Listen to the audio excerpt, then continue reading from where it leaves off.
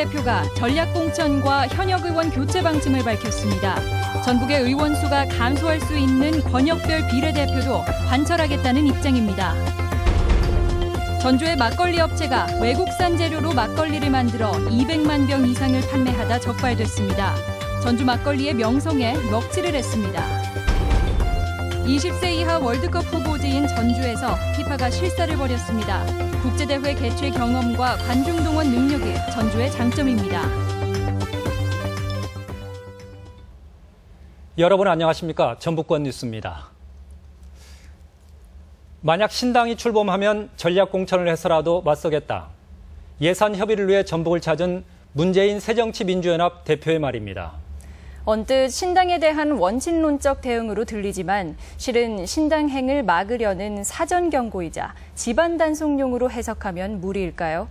먼저 이창익 기자가 발언의 속내를 들여다봤습니다. 예산 정책 협의를 위해 전북을 찾은 문재인 새정치민주연합 대표는 신당 창당 움직임의 고민을 드러내는 것으로 발언을 시작했습니다. 아주 곤혹스러운 질문입니다. 야권이 함께 단합해야 한다고. 신당이 출범해 새정년과 대결 구도가 형성된다면 승리를 위해 전략 공천하겠다는 뜻을 밝혔습니다. 전략 공천은 우리 당헌상 20% 범위 내에서 할 수 있도록. 다만 야권 분열은 총선 패배가 자명하다며 어떤 식으로든 함께 가야 한다고 강조했습니다. 당 혁신위원회가 내놓은 현역 의원 20% 공천 배제 방침에 대해서는 폭이 더 커질 수 있음을 시사했습니다. 그 자격 심사 과정에서 뭐 비리가 있다거나 전과가 있다거나 하는 분들이 또 일부 배제될 수는 있을 것이라고. 선거구 조정에 따른 전북의 의원수 감소 우려에 대해서는 불가피한 상황이라면서도 다만 선거제도의 보완을 주장했습니다. 특히 농어촌 지역에 의석수가 줄어들 수 있는 문제를 그 비례대표를 권역별로 운영함으로써 그런 문제를 보완할 수 있습니다. 한편 문 대표는 공사와 논란을 빚은 기금본부의 전주 이전은 확고한 당론이고 서울 잔류는 결단코 용납할 수 없다며 소모적인 논란은 더 이상 없을 것이라고 밝혔습니다. MBC 뉴스 이창익입니다.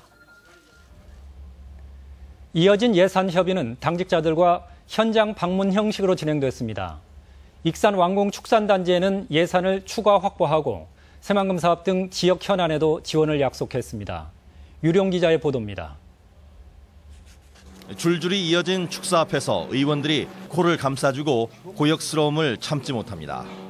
축사 내부에 발을 들여놓은 국회 예산결산위원회 야당 간사는 이런 곳에서 살고 있는 한센인들에게 미안함을 표시합니다. 아직도 대한민국에서 이런 곳이 있다는 것이 참으로 안타깝고, 그래서 이번 예산 심의 과정에서 이 문제를 꼭. 난생 처음 보는 분뇨 저수지 앞에서 야당 원내대표는 할 말을 잃었습니다. 절절한 하수연들, 좀 좋은 환경에서 살고 싶다는 그런 말씀들을 꼭 새겨서 나라 예산들이 제대로 쓸 수 있도록. 단지를 완벽하게 매입하고 철거하기 위한 내년 예산 150억 원은 당 차원에서 지원을 아끼지 않을 방침입니다. 새정치민주연합은 지방 분권과 지역 균형이 당의 기본적인 방침이라며 전북 현안에 대한 추가적인 지원도 약속했습니다. 새만금 중심의 신경제 지도를 만들어내겠다고 밝혔고 2017 세계 태권도 선수권 대회 성공 개최 등도 지원하겠다고 밝혔습니다. 오는 11일 기획재정부가 내년도 정부 예산안을 확정해 국회에 제출하면 국회 차원의 예산 확보 줄다리기가 시작됩니다. MBC 뉴스 유룡입니다. 중앙선거관리위원회는 오는 9일 국회의석을 가진 정당의 전북도당 관계자와 학계, 시민단체 전문가, 지역 주민을 상대로 지역 대표성 확보 등 현안에 대한 다양한 의견을 청취합니다. 선관위가 의견 수렴을 거쳐 오는 10월 선거구 획정안을 국회에 제출하면 11월쯤 최종 획정 결과가 도출될 것으로 보입니다. 전주의 대표술이라는 막걸리마저 믿고 마시기가 여의치 않은 상황입니다. 원산지를 속인 막걸리가 2년 가까이 200만 병 넘게 유통됐다는데요. 감독도 관리도 허술하기만 했습니다. 보도에 강동엽 기자입니다. 도내한 막걸리 제조업체의 단속반이 들어가 창고 안에 있는 막걸리의 원산지를 꼼꼼히 살펴봅니다. 표시된 것은 국내산. 하지만 중국산 쌀과 미국이나 호주산 밀가루로 제조된 것으로 원산지를 허위로 표시한 겁니다. 이 업체는 지난 2013년부터 1년 7개월가량 원산지를 거짓으로 표시한 라벨을 붙여 막걸리를 판매하다 적발됐습니다. 수사당국은 이 같은 수법으로 19억 5천만 원 상당의 막걸리 218만 병이 유통된 것으로 보고 있습니다. 이 업체는 전주시 막걸리 판매량의 70% 이상을 차지하는 사실상 독점업체로 막걸리 애호가와 소매상들의 충격이 큽니다. 사람을 믿고 먹죠. 근데 속인다는 것은 잘못됐다고 생각을 했죠. 특히 이 업체는 지난 2009년 지금의 공장을 지을 때 전주시로부터 30억 원을 지원받고 일본 수출 등 각종 마케팅 비용까지 지원받은 적이 있어 전주시와 당국의 관리감독 책임도 도마 위에 오르고 있습니다. 라벨도 다 교체를 다 해놓고서도 크게 인식을 못하고 그냥 사용을 했던 게 그게 잘못됐던 거죠. 우리. 검찰은 탁주 제조업체 직원 42살 이모 씨 등 2명을 농수산물 원산지 표시법 위반 혐의로 불구속 기소했습니다. MBC 뉴스 강동엽입니다. 전주지방법원은 거액의 학교 돈을 횡령한 혐의를 받고 있는 서해대 이사장 이모 씨에 대해 구속수사의 필요성이 있다며 구속영장을 발부했습니다. 이 씨는 지난해 경기도 용인에서 주택 건축 사업을 하면서 학교법인 예금 146억여 원을 횡령한 혐의를 받고 있으며 검찰은 지난달 이사장 사무실 등에 대한 압수수색을 벌였습니다. 오늘 아침 6시 반쯤 전북대병원 암센터 입원병동 4층에서 68살 이모 씨가 창밖으로 투신해 숨졌습니다. 이 씨는 지난 2012년 후두암 판정을 받고 치료를 받아왔으며 투신 직전 자신을 말리는 다른 환자와 실랑이를 벌이다 이 환자가 당직 간호사에게 도움을 요청하러 간 사이 투신한 것으로 전해졌습니다. 전주에서 월드컵의 감동을 또 한 번 경험할 수 있을까요? 20세 이하 월드컵이긴 한데 오는 22일 최종 개최도시 선정을 앞두고 오늘 국제축구연맹 피파의 실사가 있었습니다. 박찬익 기자가 다녀왔습니다. 피파 실사단이 도착하자 축구 팬들이 박수와 환호로 반갑게 맞이합니다. 2017년 20세 이하 월드컵 개최 후보 도시에 대한 피파의 실사는 수원, 천안에 이어 전주가 세 번째입니다.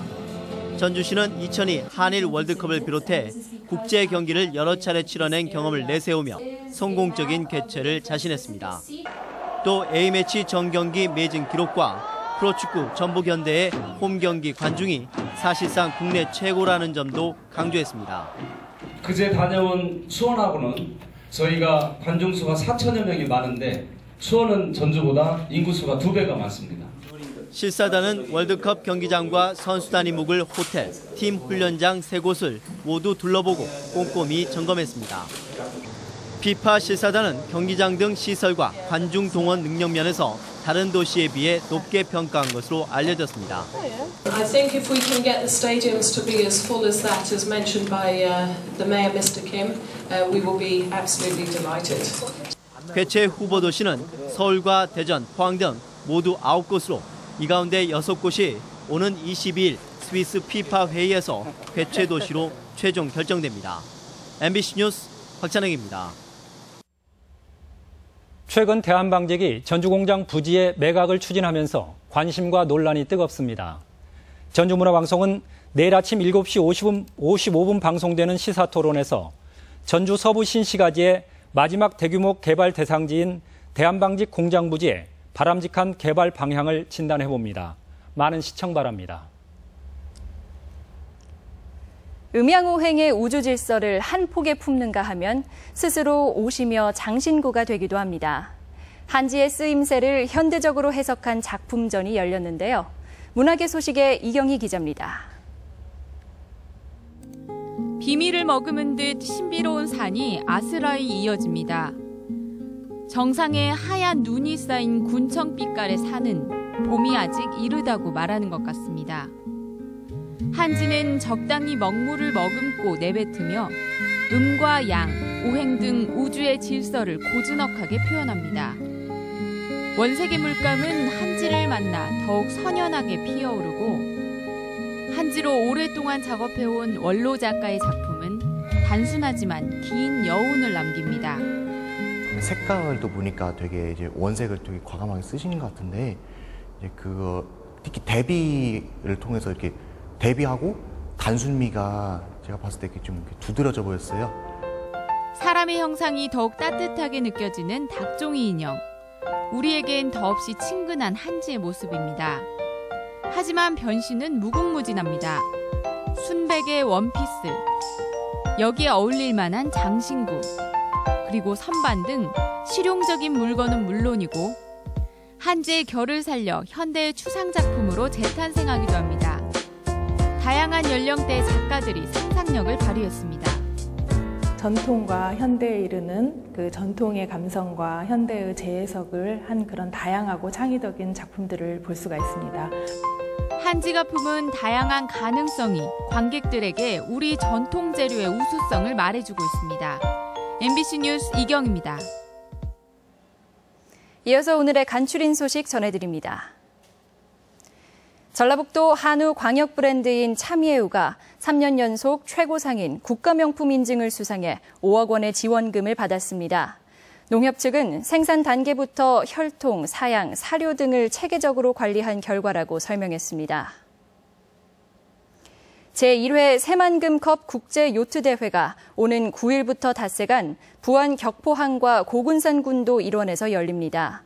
10개국 35척, 300명의 선수가 참가하는 이번 대회는 격포항과 위도, 고군산군도를 오가는 코스로 진행됩니다. 전북교육청은 오늘 도내 33개 고등학교 팀이 연구한 보행의 특성과 공원 편의시설 평가 등의 논문 발표회를 열었습니다. 이번 발표회는 학생들에게 진로 탐색과 체험의 기회를 제공하기 위해 마련됐습니다. 김제시가 올해 지평선 축제에서 펼쳐질 아궁이 쌀밥 짓기와 가족대항 초가집 만들기 등 축제에 참여할 시민을 대상으로 오는 30일까지 신청을 받습니다. 지평선 축제는 내달 7일부터 닷새간 벽골제 일원에서 열립니다. 군산시가 도입 단계인 지역 브랜드 쌀 예미향의 판매 촉진을 위해 수도권 시장 진출을 본격화하기로 했습니다. 군산시는 이를 위해 지난 3년간 시범단지 확대 조성을 했습니다. 전북권 뉴스였습니다.